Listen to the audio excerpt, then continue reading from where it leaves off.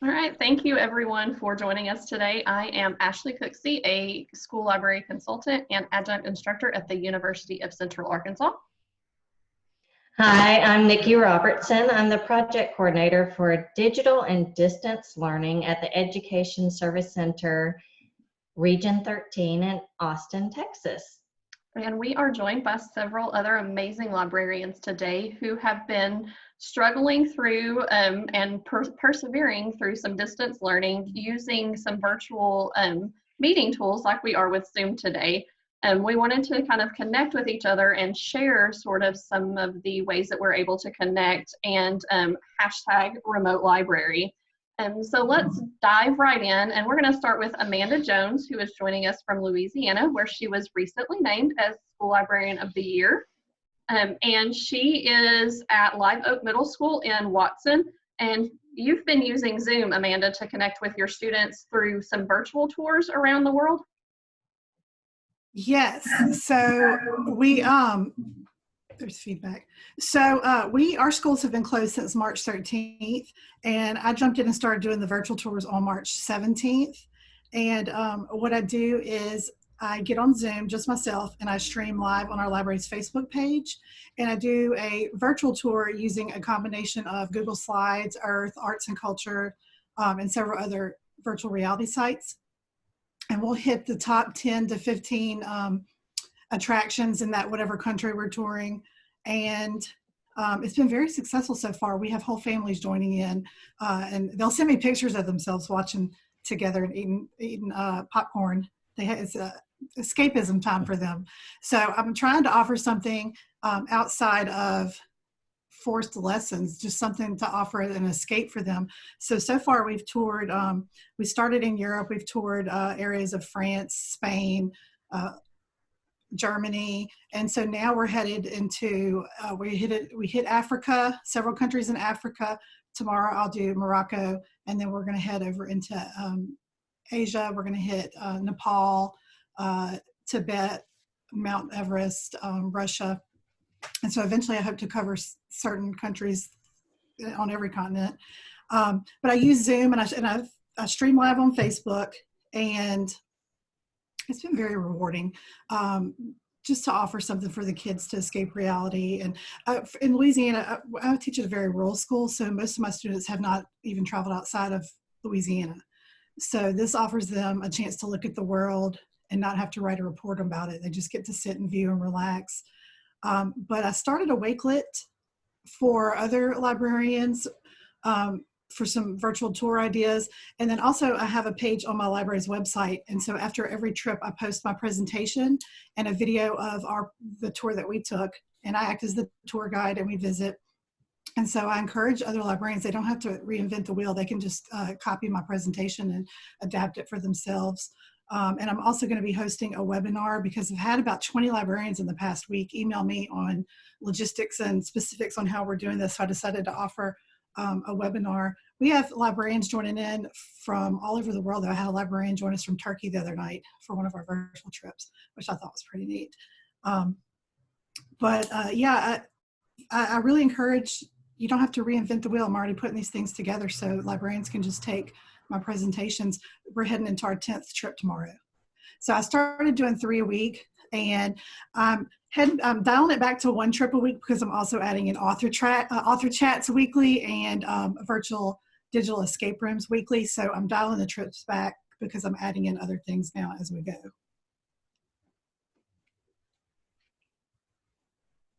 But we have been covered by my local news. I thought that was pretty neat too. That's cool. Yeah, I've seen your virtual field trips, and they are really amazing. And I'm so glad that the whole families are getting in on that. And I love how you're leading from the library, Amanda. That is really neat to hear. Thank you. All right. Oh, go ahead, Amanda. Well, I want to say, did y'all want to know any more specifics about it, or is that good?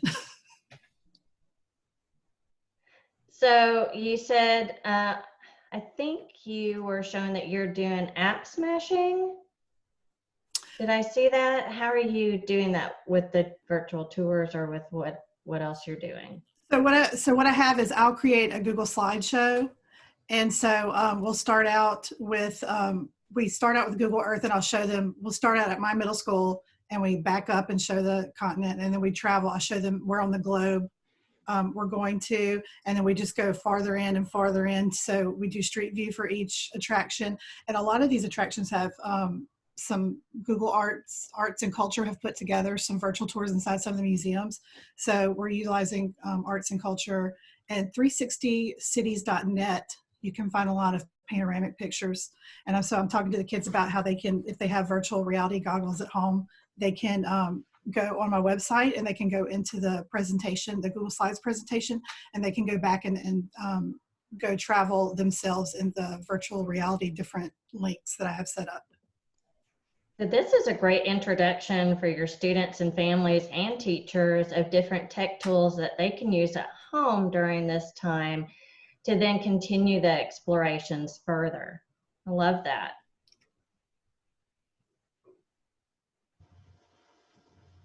All right, Miss Ashley, are we ready to continue on, or do you have any more questions at this time for Amanda? I don't have any more questions this time for Amanda. I think we can go ahead and continue on. And just a side note, there's also the website Round Me that has 360 virtual tours, and you can hop forward and backward. We shared that with a history class that was studying Versailles, and they were actually able to tour the outside of Versailles using their Chromebooks.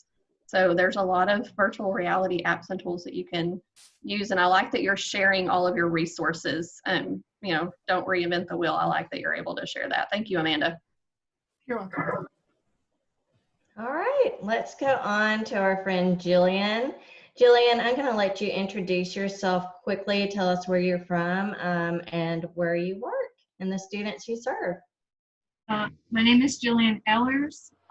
I'm the school librarian at the Metropolitan Expeditionary Learning School. It's a public school in New York City. It's in Queens, and we serve students grades 6 through 12. So quite an age range there that you're working with and trying to meet all of their needs as well as the needs of their teachers.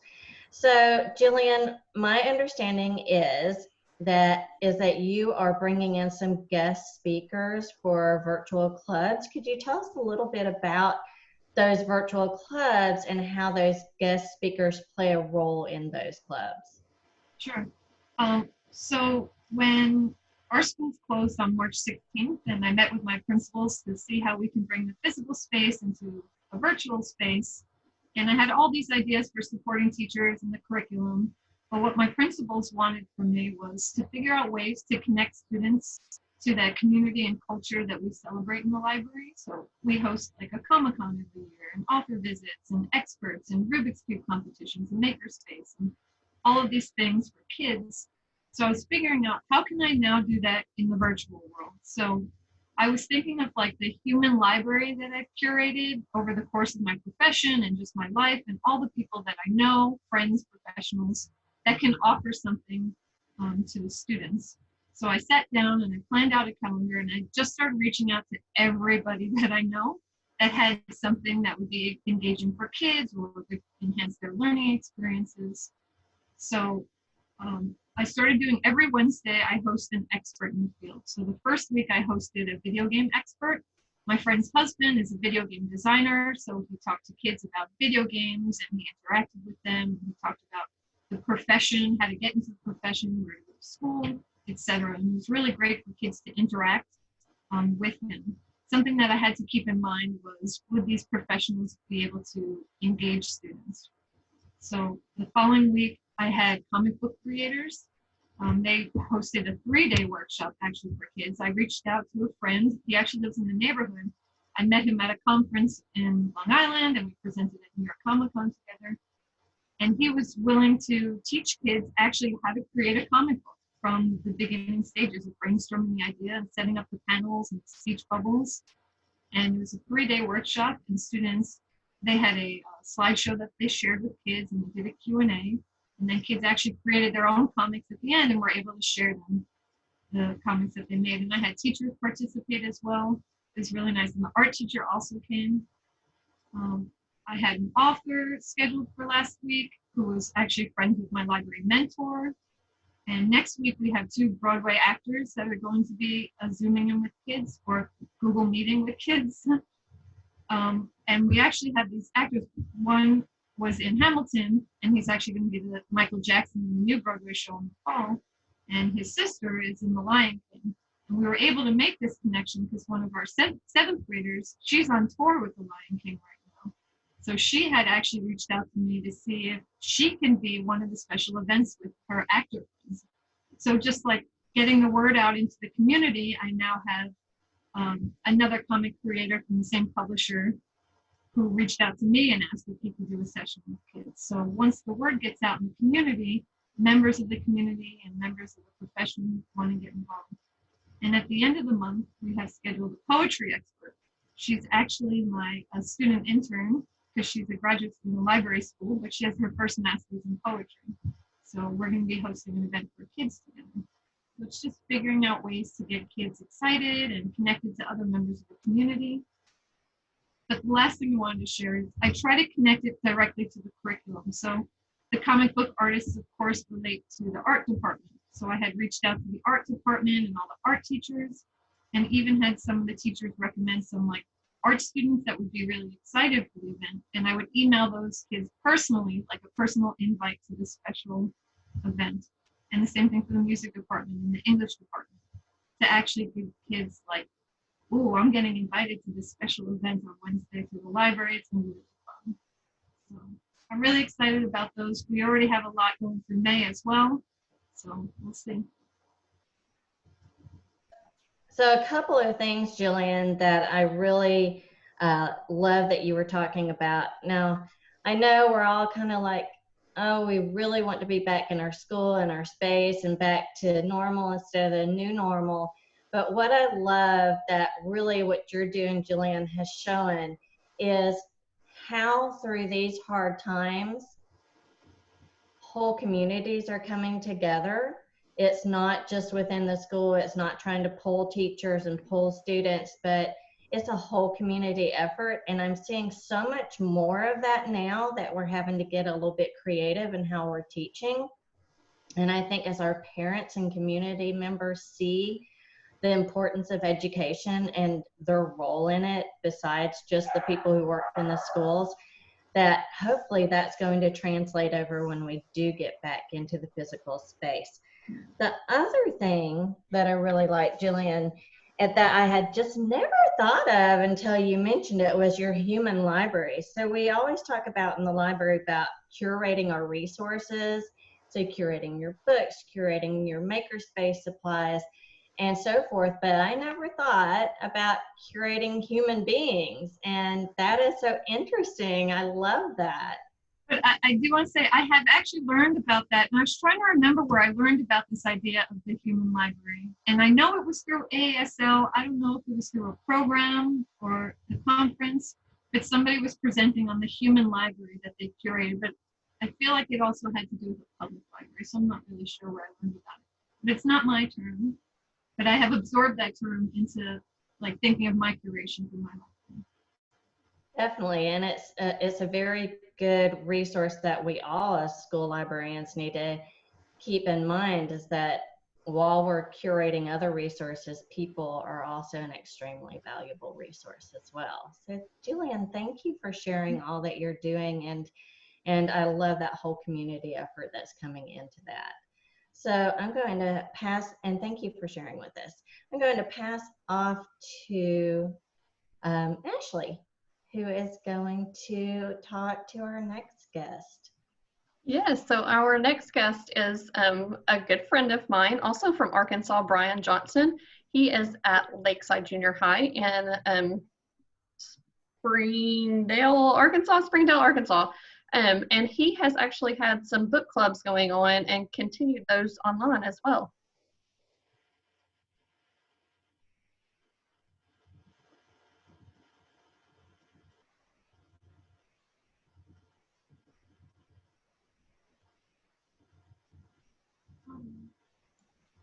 Brian, unmute yourself so we can hear all the awesome information you're about to share. Right. All right, can you hear me now? All right, very good. Okay, well, thanks again, Ashley, for the opportunity, and Nikki for the opportunity to share. What I've tried to do is I lead what's called the Lakeside Book Club, and when school is typically in session, we meet on Fridays and we read a current YA book. And what I've really tried to do is to keep the book club going in a virtual setting. So I've tried that in a couple different ways.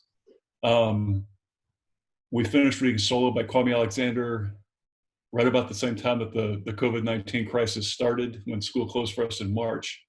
And we did a flip grid to have our participants, students, and teachers respond to the book and just talk about kind of the lessons they had learned and things. And we didn't have very many responses to that. I think we had 5 responses. It's funny because for all the work that my kids do on Snapchat and videoing themselves for TikTok and other things, they don't like to appear on screen for more academic tasks. So that didn't work too well. So it's kind of been an evolving process. I think that's one thing, we have to shift and change as librarians to find what's going to work well. So we decided to move the book club to Zoom for our new novel. And we started reading a book called I Am Still Alive, which is a fantastic survival novel. So it fits really well with the current time. And our first goal is just to continue to maintain that safe space for our kids and our teachers to come and talk about literature. And we meet on Fridays on Zoom. We actually had a guest speaker. We had Dr. Bill Schindler from the National Geographic Channel show. I'm trying to remember what his show is called, but he's an experimental archaeologist. And so what he does is he goes back and tries to live as people did in the Paleolithic era and the Bronze Age and other times. And that's one thing we try to preserve from the club, was to have a guest speaker on the front end to kind of steep our kids in surviving and what it takes. And so he had some hilarious stories to tell. He met with us for that. So we were able to keep that going. But I've also been reading aloud the text, and really I wanted to personalize it for my learners and figure out what they wanted. I think everybody needs that safe space, even to just come together to read. And so what our book club looks like on Zoom is we meet and I just read a few chapters of the novel, and then we just talk about it for a few minutes. And so far we've had a few students involved. Our numbers haven't been quite as good because I think a lot of our kids don't know that we're doing it. So I'm working on how we can publicize that better. My goal too is the kids actually get a copy of the book who join to read. And I want to keep that going even in this time. I think I'm probably gonna have to put on my mask and go out to people's mailboxes to deliver the books to them, because I really think there's something powerful about having books for students' personal libraries. And also sometimes we find that having those books, the kids get to keep them. They get to spark the conversation with their family members. If you have teenagers at home, you know that sometimes we talk with them about their day and they say, hey, what'd you do today? Oh, nothing. Or, nothing happened at school. How's your day? Good. And what we found is that the books, even when we're meeting in a physical setting or a virtual setting, when we have those books, sometimes it's say, hey mom, hey brother, guess what I just read? I can't believe the character did this. I would have never responded that way. They tend to see themselves in literature a little bit as well. It ends up being a kind of a big conversation starter and a connector, even in a virtual sense. So we're still kind of working it out. One thing I want to do with it in the future that one of my Springdale colleagues has done that I really want to steal is she had some kids on an English Zoom meeting a few days ago for the English class, and a student requested to just stay on and be able to read. And they didn't actually even read aloud. They just were in the same virtual space. And so that's one thing I want to try. I want to try just even offering that, hey, we'll turn on some quiet music. Let's all just sit around. Maybe we mention what our book is about, or maybe we're just we just have a weekly meeting where we just sit around and read, just like it's literally a virtual, kind of library space to read. So that's something I kind of want to move forward with it. We are going to try to keep we try to start with a guest speaker on the front end to kind of steep our kids in the content. Like we had Dr. Bill Schindler. Kate Ellis Marshall, who's the author of I'm Still Alive, she's gonna Skype or Zoom in with us later on in May once we finish the book. So that's another thing we're gonna try and preserve, even in the virtual setting with the book club through Zoom.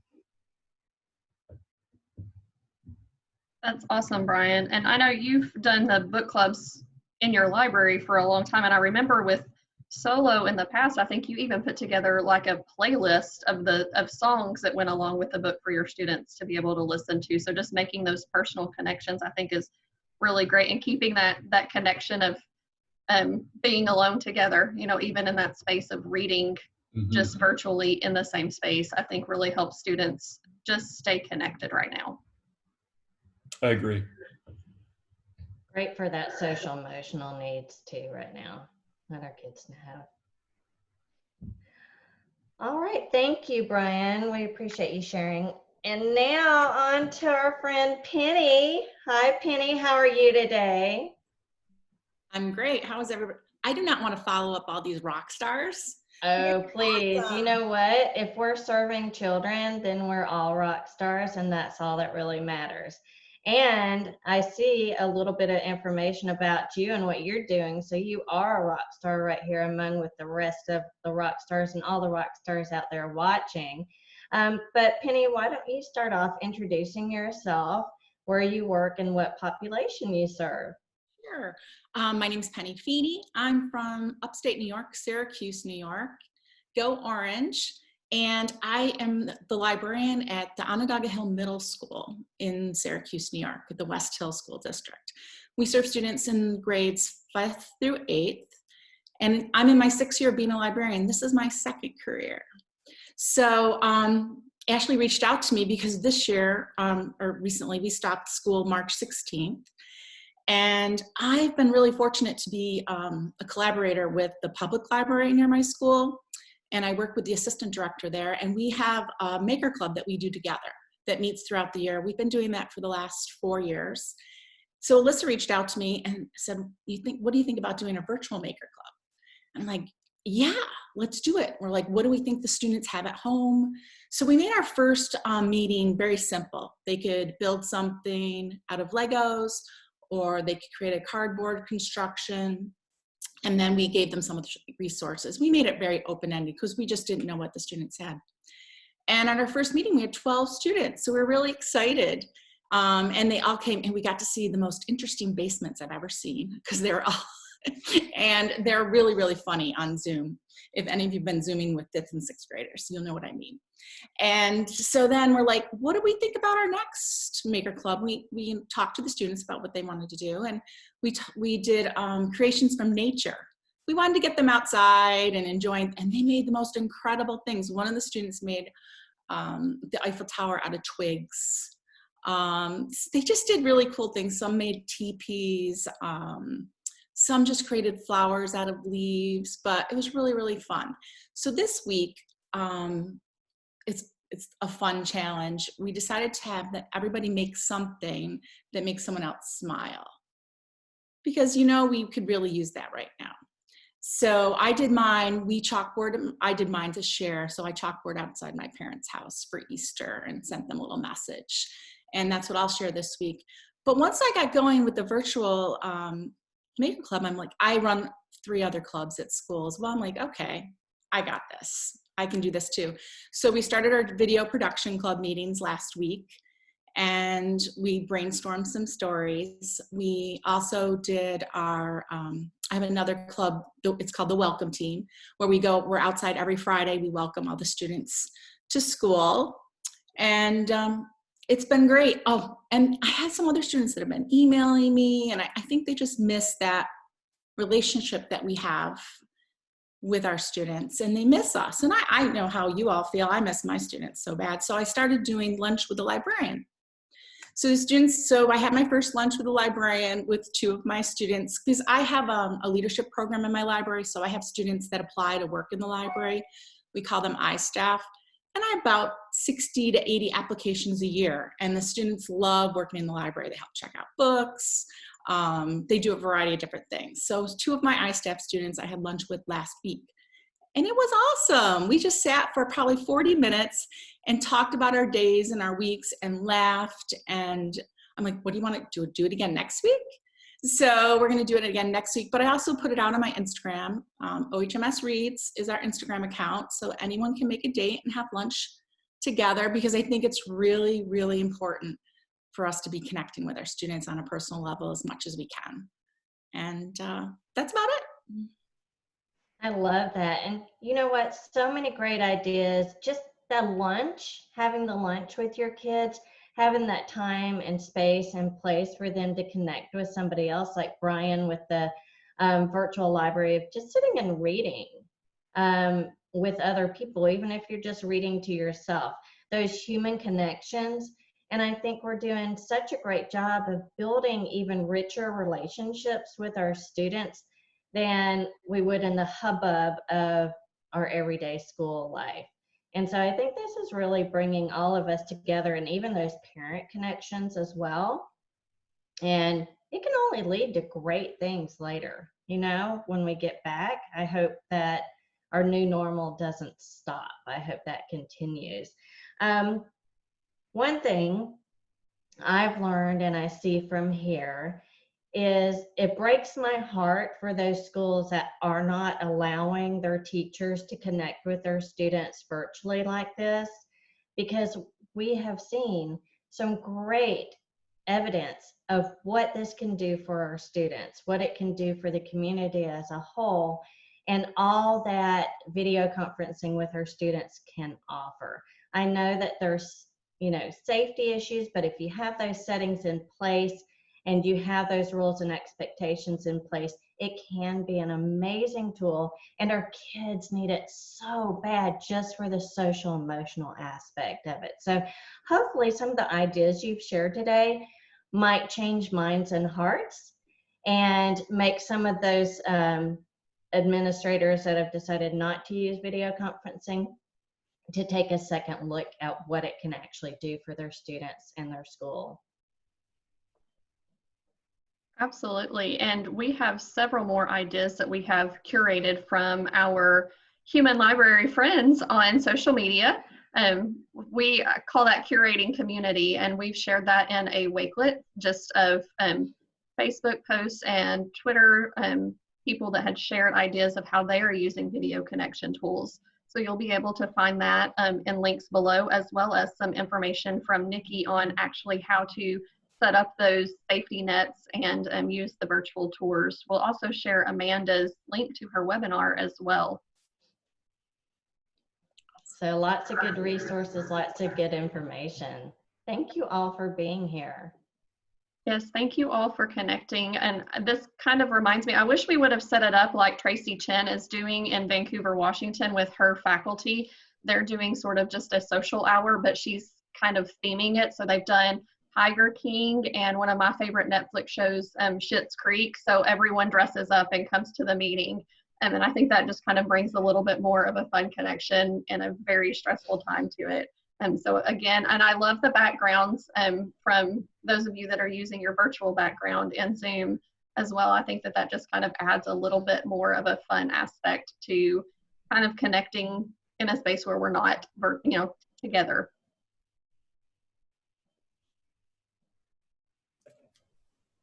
Okay, Nikki, any last thoughts before we go?